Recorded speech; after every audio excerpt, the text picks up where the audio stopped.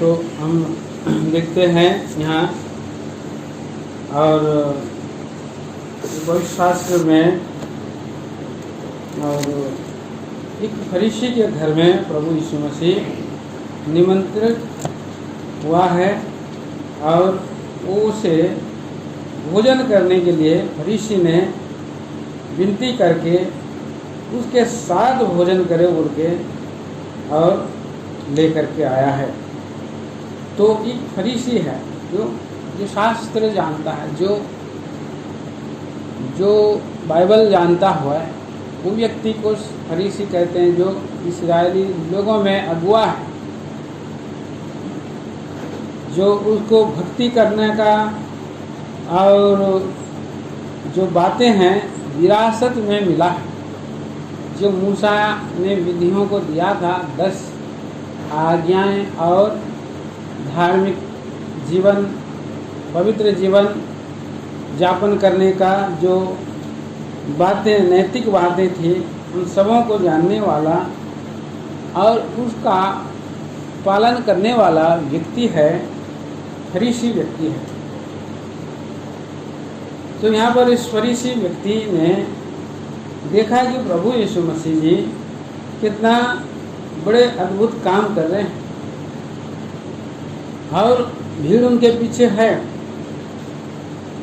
और इसी रीति से चिन्ह और चमत्कार देखने के बाद भी उसने जो है देख करके उसने उसको भोजन किया। इसकी पॉपुलरिटी या उसकी जो और व्याख्या का जो है कि उसका बड़ाई का कारण बड़ा पूरा दुनिया में उसका यश फैल गया है। इसके लिए उसने भी जो है, मैं उसको बुलाता हूँ। कई बार हम लोग यश नामी लोगों का साथ हम लोग संपर्क में रहना, क्या बोलते हैं, संपर्क में रहना चाहते हैं। हम उसके नज़दीकी में रहेंगे तो लोग भी हमको जानेंगे, फलाना व्यक्ति ने भी वहाँ पर खड़ा था, वो भी ऐसा व्यक्ति है और बड़ा व्यक्ति है बोल करके बहुत लोग ऐसे बड़े बड़े लोगों से दोस्ती करते हैं। तो फरीसी भी जो है अब दुनिया रीति से प्रभु का नाम जो जब फैल ही रहा है, चलो इसको खाने के लिए बुलाते हैं। इस उद्देश्य से उसने जो है और उसको निवेदन करके प्रभु को उसने बुलाया है। तो हम लोग हमारा प्रेमी प्रभु के पास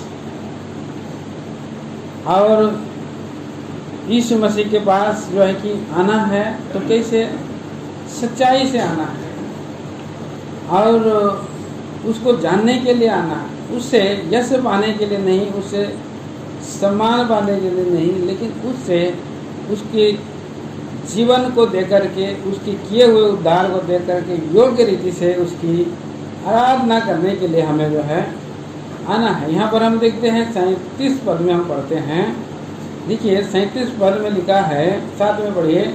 उस नगर की एक पापिनी स्त्री यह जानकर कि वह फरीसी के घर में भोजन करने में बैठा है, संगमरमर के पात्र में इत्र लाई।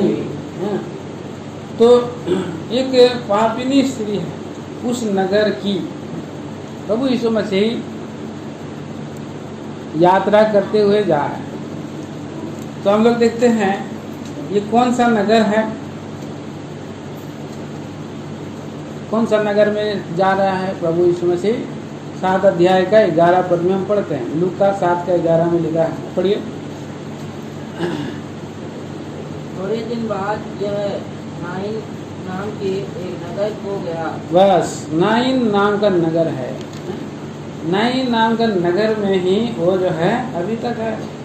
और उसी नगर का फरीसी व्यक्ति प्रभु यीशु मसीह को निमंत्रण दिया है। तो हम देखते हैं कि 3 जगह पवित्र शास्त्र में और प्रभु का अभिषेक किया गया है। 3 जगह में।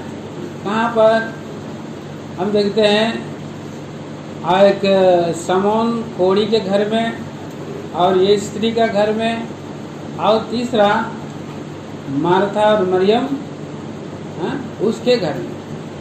इसमें हम यूहन्ना का 12 अध्याय में हम पाते हैं। तो 3 जगह में प्रभु का अभिषेक किया गया है। यहाँ पर जो प्रभु यीशु मसीह इस घर में बैठा था, ये एक दूसरा व्यक्ति स्त्री है, उस नगर की एक पापिनी स्त्री है, पापिनी स्त्री नगर में, और विख्यात है, वो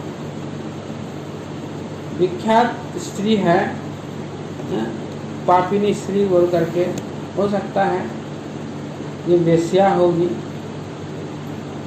पुराने समय में होता है ऐसा उस जगह में। तो यहाँ पर ये स्त्री पापिनी स्त्री है, और वहाँ जो है जान करके कि वह फरीसी के घर में भोजन करने बैठा, संगमरमर के पात्र में इत्र लाई, संगमरमर के पात्र में आधा सेर इत्र। और पढ़िए उसका 38 वचन में हम पढ़ते हैं, सही ऐसा तो पढ़ेंगे। और उसके पाँव के पास नीचे खड़ी होकर रोती हुई उसके पाँव आंसुओं से भिगोने और अपने सिर के बालों से पोंछने लगी, और उसके पाँव बार बार चूम कर उस पर इत्र मला। तो प्रभु यीशु मसीह उस खाने के निमंत्रित जगह में हैं, बैठने का जो और उनका जो तरीका है कैसा है। पुराने समय में अभी भी लोग, आप जाइए मारवाड़ी सब कई बार बैठते हैं, तो उनका लंबा एक बैठने का रहता है, ऊपर ऐसे तकिया लिए रहते हैं और ऐसे टेक लगा करके पाँव पीछे तरफ रहता है, पाँव पीछे तरफ, आगे तरफ नहीं रहता है, सोए टाइप का बैठते हैं, ऐसे हैं तिरछा करके बैठते हैं पाँव। ऐसे ही प्रभु यीशु मसीह, और पीछे से आई, वो स्त्री पीछे से आई, लिखा है, और उसके पाँव के पास पीछे खड़ी होकर, पाँव के पास पीछे खड़ी होकर, पाँव पीछे तरफ से आकर के पाँव के पास आगे भी उसको मुंह दिखाने का और उसका जो है और शर्म आ रहा है, क्योंकि वो पापिनी स्त्री है और बदनाम स्त्री है, और इसलिए वो आगे तरफ आ नहीं पा रही है, एक्सेप्ट उसको जो है कि प्रभु यीशु मसीह को तो हृदय से किया है, हृदय से किया है, उसने जान गया कि ये जो है प्रभु यीशु मसीह और पापियों को छुड़ाने वाला, पापियों का उद्धार करने वाला है, और मेरे पाप की जो दशा है और ये जानता है कि आदमी जन्म से सभी पाप है, सभी व्यक्ति जो है जन्म से ही पापी है, जन्म से माँ के गर्भ से पाप में पैदा हुआ है, कोई भेद नहीं है। राजा दाऊद बोलता है, मैं जन्म से ही माता के गर्भ में ही पाप में पड़ा। परंतु कुछ लोग जो है कि इस पृथ्वी पर और पाप में पैदा होते हैं तो भी बोलते हैं कि हमने कोई पाप नहीं किया, धर्मी हम लोग घराने के लोग हैं, अब्राहम घराने के लोग हैं। तो यहाँ पर फरीसी व्यक्ति भी, हम लोग मूसा का पाठ जानने वाले लोग हैं, धर्मी लोग हैं, हमारे पास कोई पाप है नहीं। तो उसने इसे ये से उसने नहीं बात बुलाया है। लेकिन यहाँ पर एक स्त्री है जो एक समय था अच्छा जीवन बिता रही थी, बचपन अच्छा से गुजरा होगा, लेकिन कई बार कुछ ना कुछ कठिनाई परिस्थिति आता है मनुष्य के जीवन में, एक ऐसा राह आता है, ऐसा माहौल बनता है, ऐसा तैयार, ऐसा नहीं चाहते हुए भी, और क्या हो जाता है और भटक जाते हैं, नहीं चाहते हुए भी गलत मार्ग में पाँव जो है ऑटोमेटिक क्या हो जाते हैं, फिसलते चले जाते हैं। जहाँ नहीं जाना चाहिए वहाँ गलती से लोग बहकाने के द्वारा, नाना प्रकार के तरीका द्वारा लोग फिसल जाते हैं, पाप में गिर जाते हैं। तो स्त्री भी जो है ऐसे ही, मेरे ख्याल से मैं सोचता हूँ स्त्री भी ऐसे ही एक समय आया होगा। आजकल के इस माहौल में हम देखते हैं कि हम जिस माहौल में रहते हैं, आजकल लोग जो है कि बच्चे लोग 10-12 साल में जवान हो जाते हैं, हाथ में मोबाइल आ जा रहा है, दुनिया में लोग दोस्ती करने लग रहे हैं, घूम रहे हैं, फिर रहे हैं। वो लोग सोच रहे हैं कि हमारा जीवन साथी यही होगा, हाँ, बोल करके उनके साथ जो है कि बहुत सा इंजॉयमेंट कर लेते हैं, पाप में गिर जाते हैं, भटक जाते हैं, संसार में भटक जाते हैं। ये स्त्री जो है ऐसे ही, और ये स्त्री ऐसे ही होगी। एक वचन हमने पढ़ते हैं यहाँ पर, और यिर्मयाह की किताब 10 अध्याय का 23 वचन, मेरे ख्याल से 10 अध्याय 23 पद। हाँ हाँ, मनुष्य का मार्ग उसके वश में नहीं है। हाँ, मनुष्य चलता तो है। हाँ, फिर भाई बहनों, इस संसार में आज ये सब जीवन, ऐसा माहौल, ऐसा परिस्थिति है। मनुष्य एक बार जब गिर जाता है तो गिरते ही रहता है, गिरते ही रहता है, गिरते ही रहता है। मनुष्य का मार्ग उसके वश में नहीं। मनुष्य अपना मार्ग में, अपने बुद्धि में, अपने ज्ञान में चलता रहे तो कहाँ चल जाएगा? धीरे धीरे धीरे धीरे वो नरक की ओर चला जाएगा। ऐसा एक मार्ग है जो मनुष्य को सीधा जान पड़ता है, लेकिन उसके अंत में विनाश है। विनाश मार्ग में है, क्लेश मार्ग में है, दुख मार्ग में, पीड़ा मार्ग में है। ये स्त्री भी ऐसे मार्ग में चली जा रही है। ये कि स्त्री भी, जिसका जीवन में ऐसे परिस्थिति आया है और चाह रहा था कि मैं सच्चे मार्ग में चलूँगा, लेकिन उस मार्ग में वो नहीं चल पाई। मैं अच्छा जीवन बिताऊंगी बोल करके वो सोच रहा है, लेकिन वैसा नहीं हो पा रहा है। देखिए, एक और वचन भी हम पढ़ते हैं यहाँ, और यशायाह नबी की किताब, यरूशलेम की स्त्री लोगों के विषय में प्रभु ने बोल रहा है। तो यशायाह नबी और 1 अध्याय 21 वचन।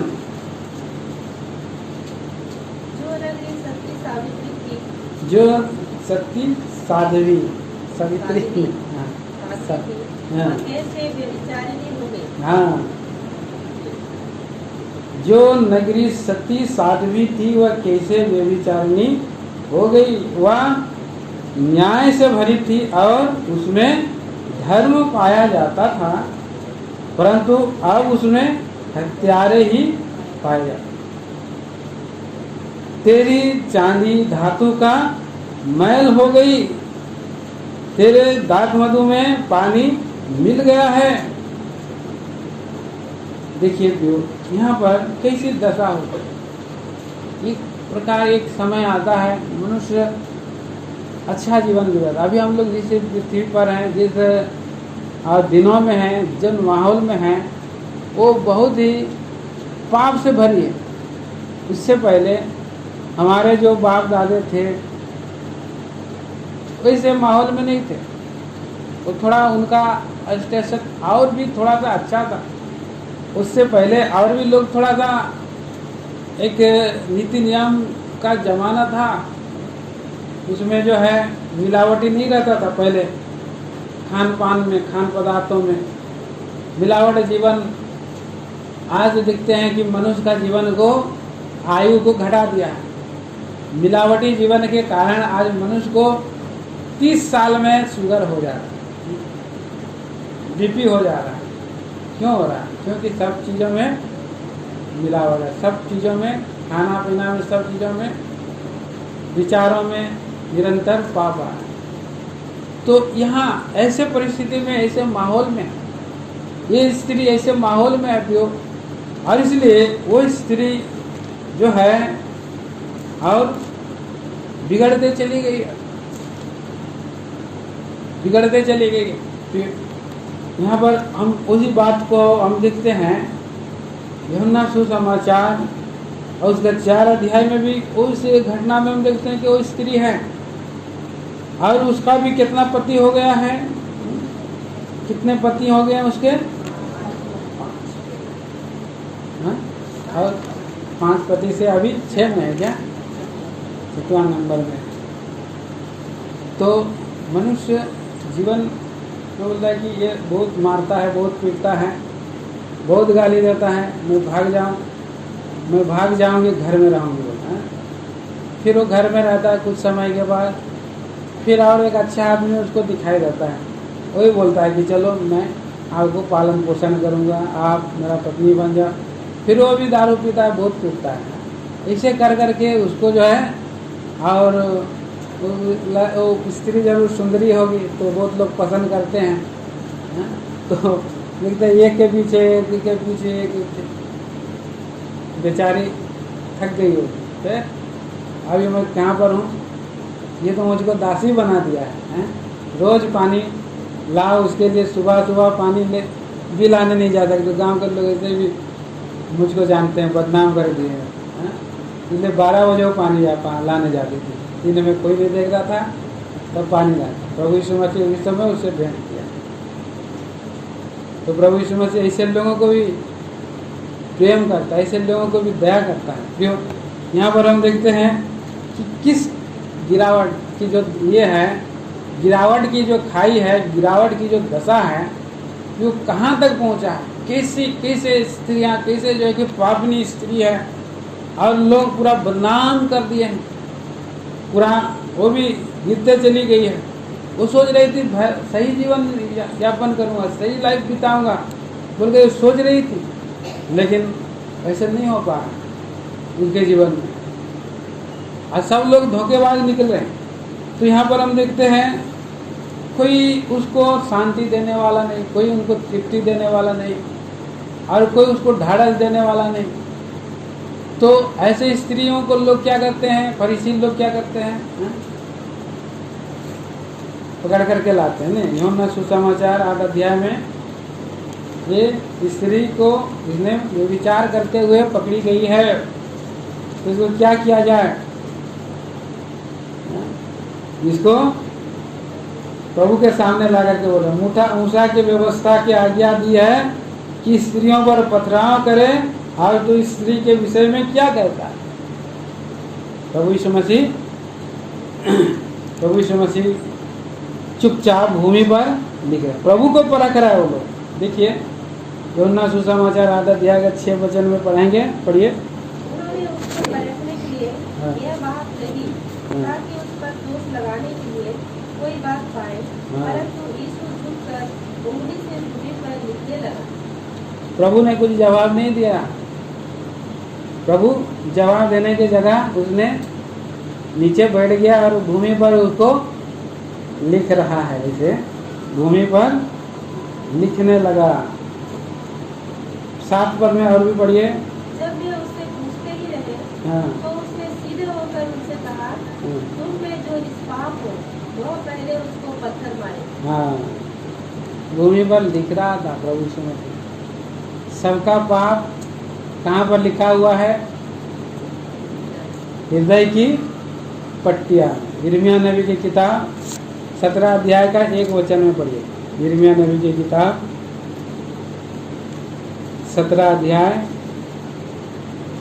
यहूदा का पाप लोहे की टांकी, लोहे की टांकी, हाँ, और हीरे की नोक से लिखा हुआ है। हाँ, वह उनके हृदय रूपी पट्टियाँ और उनकी बेदियों के सींगों पर भी खुदा हुआ है। यहूदा का पाप लोहे की टांकी और हीरे की नोक से लिखा।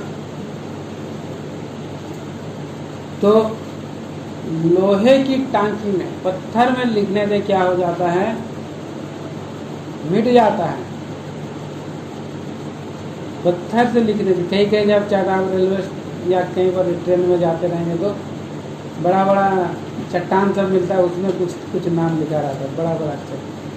आजकल ये निकला है और बैनर निकला है, बैनर तो हवा में से फट फूट जाएगा। ये लोग लिख जाता था पुराना में, क्या क्या नेता लोगों का नाम लिखता था, जिंदाबाद क्या क्या लिख देता है लोग।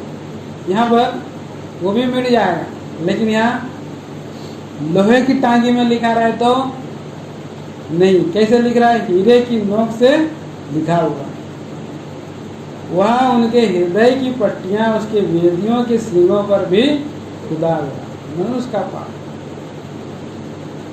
मनुष्य का पाप जो है लिखा हुआ है, हृदय की पट्टियों पर लिखा हुआ, हृदय पर लिखा हुआ। और जो लोग परखने के लिए आया है, प्रभु यीशु मसीह भूमि पर उसका पाप को लिख रहा है, याद दिला रहा है, भूमि पर लिख लिख कर।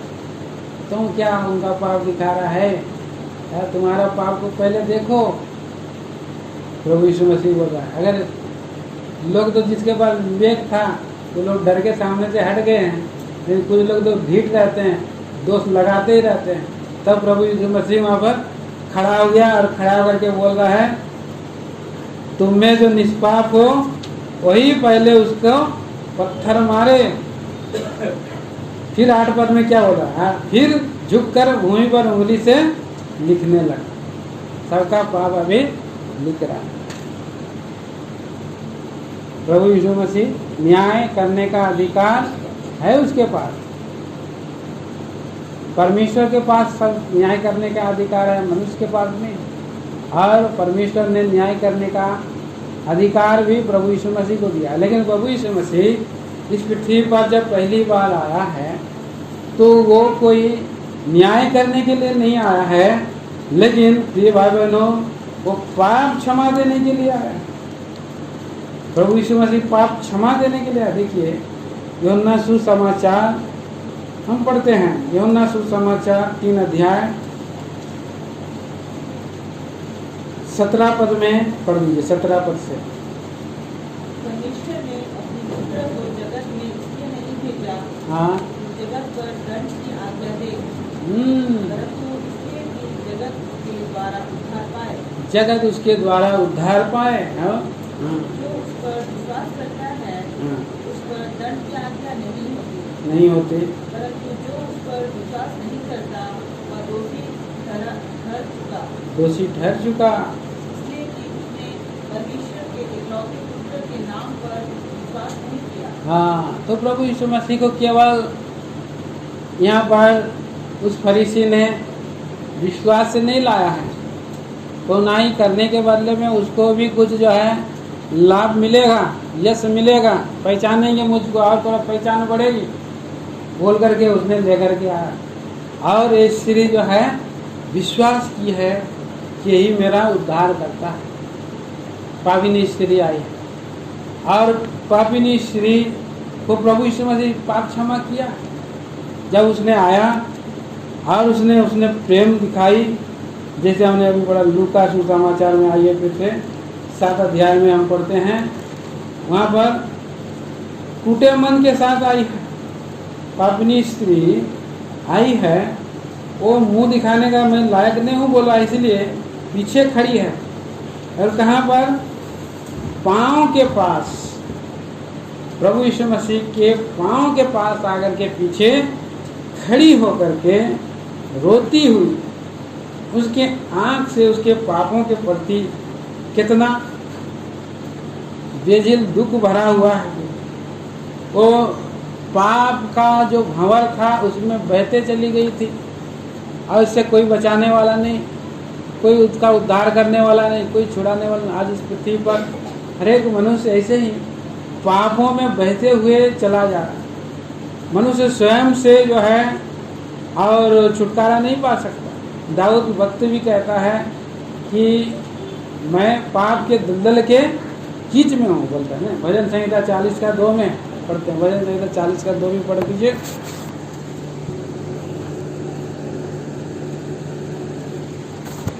कोई भी पढ़िए। उसने मुझे सत्यानाश के गड्ढे और दलदल की कीच में से उबारा और मुझको एक टांग पर खड़ा करके मेरे पैरों को दृढ़ किया है। पाप एक दलदल के कीच के समान है।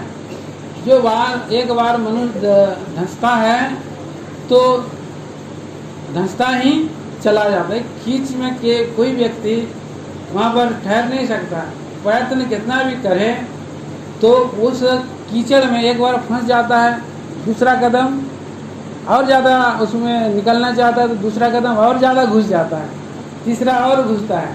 फिर घुसते घुसते घुसते आदमी का जांग घुस जाएगा, कमर घुस जाएगा, पेट घुस जाएगा, छाती घुस जाएगा, गले तक, है कि नहीं? थोड़ा देर के बाद वो गायब हो जाएगा, पता नहीं चलेगा। यहाँ पर भी कोई आदमी था बोल करके पता, यहाँ पर कोई आदमी मरा है बोल करके भी पता नहीं चले। जहाँ पर जो दलदल है वो जगह का फिर से ऐसे प्लेन हो जाता है। अफ्रीका देश में ये तो बोलते हैं, मैं तो देखा नहीं, लेकिन बहुत सारा दलदल क्षेत्र है जहाँ पर बड़े बड़े हाथी घुस जाते हैं, फिर पता नहीं चलता कि वहाँ पर कोई हाथी घुसा है। एक हाथी दूसरा हाथी कोई बचा नहीं सकता, दूसरा हाथी भी उसमें घुस जाए। उसमें जितना सारे लोग आए पाप का, और पाप से कोई भी लड़ करके जीत नहीं सका है। पाप ऐसा भयंकर है। भजन 49 अध्याय में भी हम आएंगे, एक वचन पढ़ेंगे। और भजन संहिता 49 चैप्टर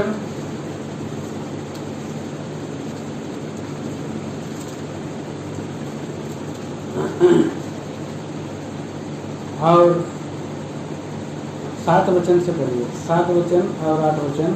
उनमें से कोई अपने भाई को किसी भांति छुड़ा नहीं सकता है, और ना परमेश्वर को उसके बदले प्रायश्चित में कुछ दे सकता है। हाँ, क्योंकि उनके प्राण की चुनौती भारी है, वह अंत तक कभी ना चुका सकेंगे। हाँ, 9 पद में कोई ऐसा नहीं जो सदैव जीवित रहे हाँ।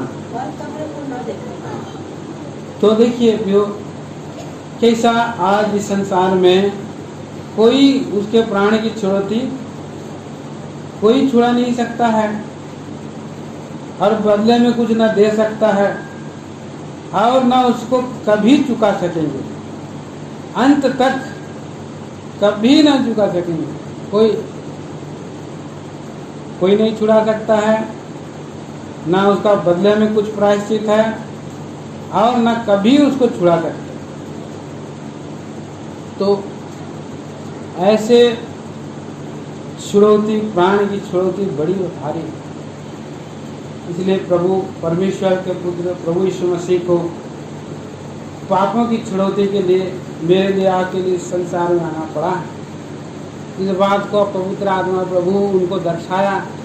उस स्त्री ने जब वचन सुना होगा, बहुत सारे लोग वचन सुन रहे थे, उस स्त्री ने भी वो वचन को सुना, पापिनी स्त्री ने भी भीड़ में से वचन को सुना, और वचन को सुन करके और उसने कहा है प्रभु यीशु मसीह ने, हे परिश्रम करने वाले और पाप के बोझ से दबे हुए लोगों, मेरे पास आओ, मैं तुम्हें विश्राम। तो वो सब वचन प्रभु ने कहा प्रभु, और ऐसे कहते थे और बोलते थे कि चंगा हो जाते थे लोग, ठीक हो जाते थे, शरीर ठीक हो जाता था, कहने से ठीक हो जाता था। तो उनके शब्द में कितनी शक्ति है, कितना पावर है। मैं तो पाप के बोझ में से दबी हूँ, बदनाम हो गई हूँ, और मुझे भी जो है कि अगर प्रभु ने कहा होगा तो मैं उसके पास जाऊंगी तो मेरा भी पाप की क्षमा हो जाए। तो इसलिए उस स्त्री प्रभु के पास आई है, और रोती हुई उसके पाँव को आंसुओं से भिगोने, आंसुओं से उसका पश्चाताप जो है कि आंखों से प्रकट हो रहा है, झलक रहा है, तो मैं कितना पापिनी स्त्री हूँ। और अपने सिर के बाल से पहुँचने लगी, उसका सिर का बाल, मनुष्य का सिर का बाल स्त्री का, और उसकी सुंदरता का सूचक है, लेकिन उसने सब कुछ जो है, और उसकी सुंदरता को उसने जो है कि पहला स्थान नहीं दिया। और उसके बाद उसने क्या किया है, बार बार चूम कर उस पर इत्र मला, कहाँ पर, पाँव पर चूम रहा।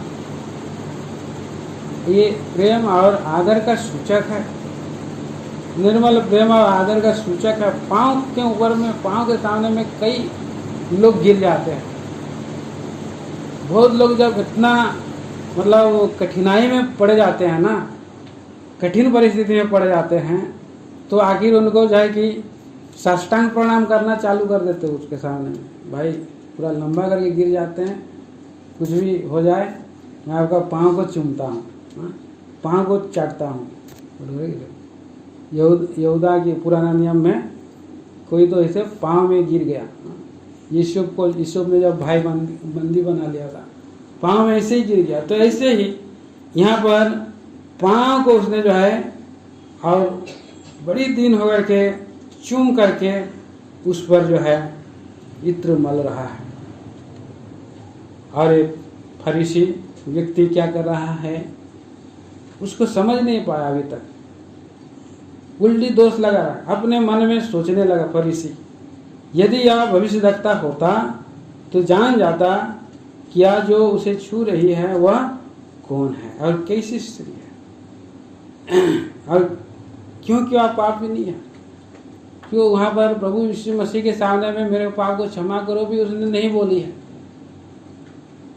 उसका हृदय में इतना पाप का भार जो है बाहर आ गया है, उस स्त्री का बोल भी नहीं पा रही है और उसका हृदय से ऐसा पश्चाताप निकल रहा है कि आंसू बह रहा है, आंसुओं के साथ वो पश्चाताप कर रही है, बोल भी नहीं पा रही। उसका हृदय, उसका मन पूरा टूटा हुआ है। तो ऐसे टूटे पीछे मन को प्रभु जानता है और टूटे पीछे मन को प्रभु क्या करता है, क्षमा करता है। टूटे पीछे मन को तुच्छ नहीं जानता है प्रभु, समझ गया उसको, दोनों का मन को देखा प्रभु, उस समौन व्यक्ति का भी मन को देख रहा है और एक पापिनी स्त्री का भी मन को देख रहा है। वो मन में सोच रहा है कि ये तो पापिनी स्त्री है। प्रभु यीशु मसीह उसने कहा कि हे समौन, तुझसे कुछ कहना है। हे गुरु कह बोला। अब एक उदाहरण लाया। क्या उदाहरण लाया? 41 पद में, किसी महाजन के 2 देनदार थे, एक 500 और दूसरा 50 दिनार का देनदार था। जब उनके पास पटाने को कुछ न रहा तो उसने दोनों को क्षमा कर दिया। इसलिए उनमें से कौन उससे अधिक प्रेम रखेगा? पुराने नियम में भी हम देखते हैं कि जो 7 साल हो जाता है तो लोग अपने भाई लोगों को क्षमा कर देते। तो यहाँ पर हम देखते हैं कि देने के लिए उनके पास कुछ नहीं है तो 500 वाला और 50 वाला दोनों को क्षमा कर दिया। तो अब और कौन अधिक प्रेम करेगा, उसको एक उदाहरण से समझा रहा। तो प्रभु जब कहता है तो समौन उत्तर दिया, जिसका अधिक क्षमा किया गया। इसलिए पटाने कुछ ना रहा तो उन दोनों में से दोनों को क्षमा कर, इसलिए कौन उससे अधिक होती। मेरी समझ में हुआ जिससे उसे अधिक छोड़ दिया। उसने उससे कहा, तूने ठीक विचार किया। और उस स्त्री की ओर फिर कर उसने समौन से कहा, क्या तू स्त्री को देखता है? अभी प्रभु उसको अपने उस दृष्टांत के साथ फिर अपने इन तीनों को अपने को जोड़ रहा है।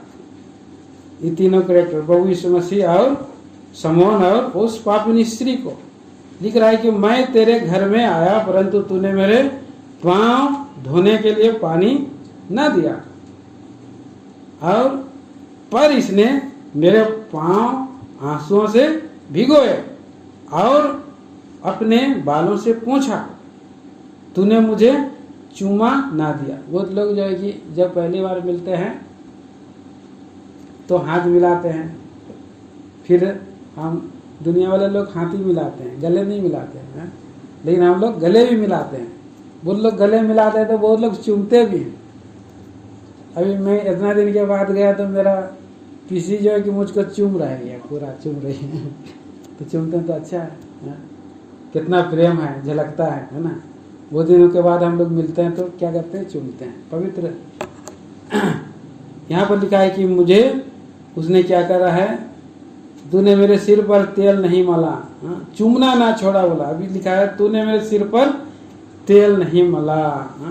इसको तेल मलना चाहिए था, क्योंकि प्रभु यीशु मसीह के इतना भीड़ जा, लोग सुबह से शाम तक पैदल चल रहा है, 21 मील से पैदल चल के आया, तू समाचार कर रहा है, थक गया, सर में धूल है, पैर में धूल है, थका मांदा है, व्यक्ति को मालिश करना चाहिए कि नहीं करना चाहिए?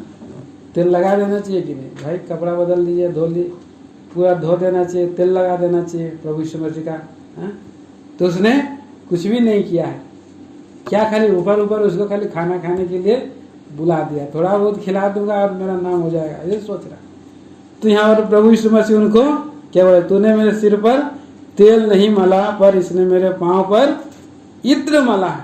तेल से बढ़ करके इत्र है। तो प्रभु यीशु मसीह को उसने इत्र माना। क्या मान करके? इत्र किसे मला जाता है? पुराना नियम में राजा लोगों को मला जाता है। राजाओं का सिर पर, साउल का सिर में इत्र उड़ेला, दाऊद के सिर में राजा अभिषेक करने के लिए ये हम देखते हैं कि इत्र उड़ेला। और उधर हम देखते हैं कि या महायाजक को पहला भजन संहिता 133 अध्याय का 1 पद में हम पढ़ते हैं, हारून के सिर पर महायाजक के रूप में उसको इत्र उड़ेला गया। वस्त्र से दाढ़ी की छोर से बहकर वस्त्र कहा गया। तो उसको प्रभु को उसने क्या मान लिया है? राजा और महायाजक मान लिया। ये हमारे मेरे मीडिएटर है परमेश्वर के विवाह, मेरे विवाह में ये जो मध्यस्थ करने वाला, ये जीवन का राजा है, जीवन का राजकुमार है, इसलिए मान लिया। इसलिए तो तेल भी नहीं लगाया है। तो यहाँ पर हम देखते हैं, और इसलिए मैं तुझसे कहता हूँ इसके पाप जो बहुत थे क्षमा हुए, क्योंकि इसने बहुत प्रेम किया। पर जिसका थोड़ा क्षमा हुआ है वह थोड़ा प्रेम करता है। तो इस स्त्री का पाप पहले क्षमा हुआ। बहुत लोग का क्या होता है, जो पाप को मान लेता है और बपतिस्मा लेता है उसका पाप क्षमा हुआ। लेकिन यहाँ पर पहले ही उसका प्रेम का, उसके और प्रायश्चित का और नमूना पहले ही दिखा करके उसने जो है उसका पाप क्षमा पा गई है। भाई बहनों, हमारा प्रभु हमारे जीवन में जो प्रेम किया है, अद्भुत प्रेम है, और उसकी प्रेम हमारे हृदय में भी ऐसे ही उमड़ता रहना चाहिए। एक और वचन पढ़ेंगे और हम लोग आराधना करेंगे।